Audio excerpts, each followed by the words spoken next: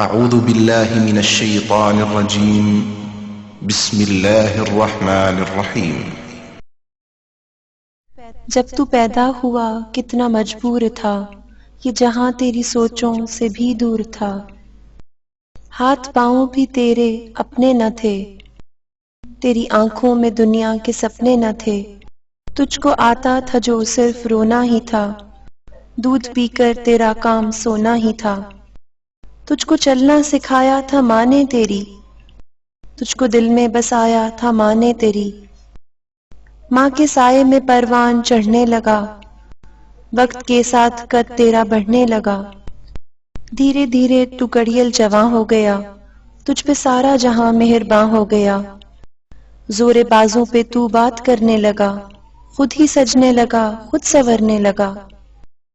ایک دن ایک حسینہ تجھے بھا گئی، بن کے دلہن وہ پھر تیرے گھر آ گئی، فرض سے اپنے تو دور ہونے لگا، بیج نفرت کا خود ہی بونے لگا، پھر تو ماں باپ کو بھلانے لگا، تیر باتوں کا پھر تو چلانے لگا، بات بے بات ان سے تو لڑنے لگا، قاعدہ ایک نیا پھر تو پڑھنے لگا، یاد کر تجھ سے ماں نے کہا ایک دن، اب ہمارا گزارا نہیں تیرے بن، سن کے یہ بات تو طیش میں آ گیا، تیرا غصہ تیری عقل کو کھا گیا، جوش میں آ کر تو نے ماں سے کہا، میں تھا خاموش سب دیکھتا ہی رہا، آج کہتا ہوں پیچھا میرا چھوڑ دو، جو ہے رشتہ میرا تم سے وہ توڑ دو، جاؤ جا کے کہیں کام دھندا کرو، لوگ مرتے ہیں تم بھی کہیں جا مرو، بیٹھ کر آہیں بھرتے تھے وہ رات بھر، ان کی آہوں کا تجھ پر ہوا نہ اثر، ایک دن باپ تیرا چلا روٹ کر، کیسے بکھری تھی پھر تیری ماں ٹوٹ کر، پھر وہ بے بس اجل کو بلاتی رہی، زندگی اس کو ہر پل ستاتی رہی، ایک دن موت کو بھی ترس آ گیا،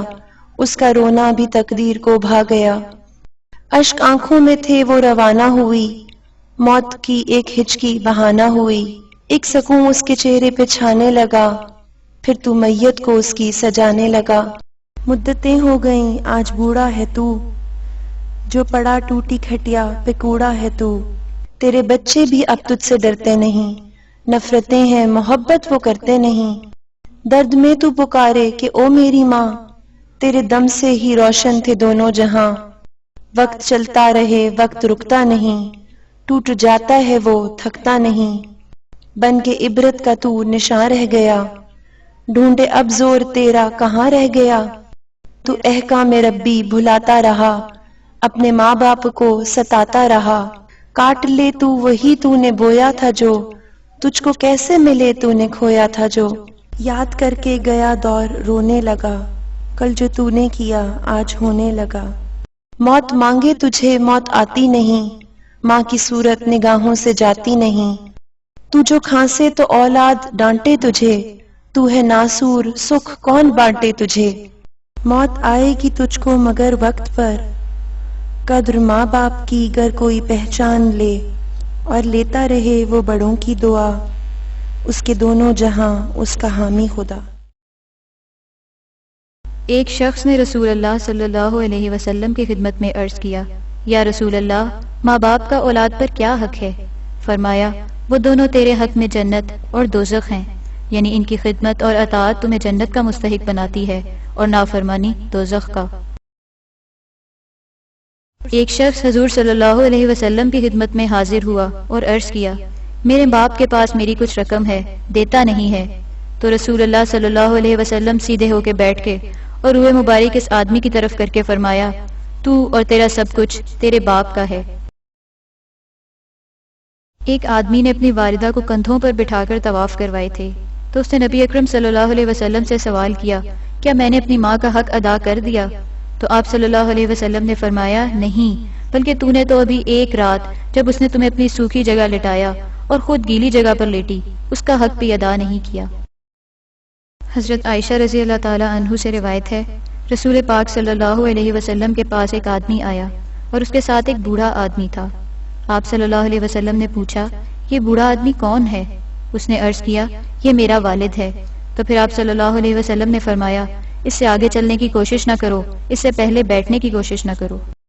حضرت ابن عباس رضی اللہ تعالی عنہ فرماتے ہیں کہ حضور اکرم صلی اللہ علیہ وسلم نے ارشاد فرمایا، جو سعادت مند بیٹا اپنے والدین کو محبت و رحمت کی نظر سے دیکھتا ہے، اللہ تعالیٰ اس کی نظر پر حج مبرور یعنی مقبول حج کا ثواب دے گا۔ صحابہ نے عرض کیا، اگرچہ روزانہ 100 مرتبہ دیکھے؟ اللہ کے رسول صلی اللہ علیہ وسلم نے فرمایا، ہاں، اللہ کی ذات بہت بڑی اور پاک ہے۔